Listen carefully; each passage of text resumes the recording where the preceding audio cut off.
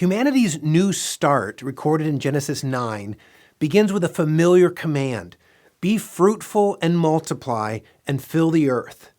By the end of this chapter, we've heard the command 5 times now in Genesis. But it's no longer heard in sinless paradise. Fruitfulness is now joined to pain, according to the curse pronounced in Genesis 3:16. Noah, creation's new Lord, must now steward animals who are both afraid of him and willing to kill him, as verses 2 and 5 tell us. And because of human propensity toward violence, God must now safeguard against murder in this new world. The death penalty honors the image of God in man, as verse 6 says, and warns against carrying out the murderous intentions that live in all of us, as James 4 and Romans 1 says. This is clearly a new creation, but not the new creation for which the world has been groaning. But one thing remains the same. God is still faithful to his covenant. As to Adam, so also to Noah, God granted food, now allowing humans to eat also animals. But he shouldn't eat like an animal without first draining the blood.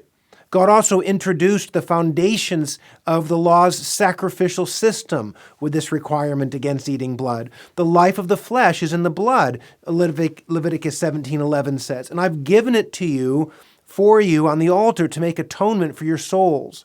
It is the blood that makes atonement by the life. This principle prepares the way for the Lamb of God, whose blood takes away the sin of the world, John 1:29. And so man must go on, being fruitful and multiplying. But that command now feels tenuous after this tremendous curse that God has now unleashed against the world in the flood. So to curb man's fears and direct attention to God's covenant faithfulness, God provided a beautiful sacrament attached to his covenant in the rainbow. The rainbow signals God's judgment against sin and his merciful promise to bear with sinners. We need that reminder. No sooner does God assure us of his grace than we turn right back to sinning.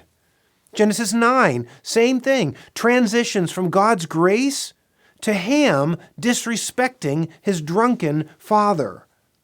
Surprisingly, perhaps, the curse for Ham's sin fell on his son, Canaan. Truly, the sins of the fathers are visited in the lives of the children. But because of the covenant God made with Noah, the human race would live on, so that by the faithfulness of God's Son, many, according to Romans 5:19, would be made righteous.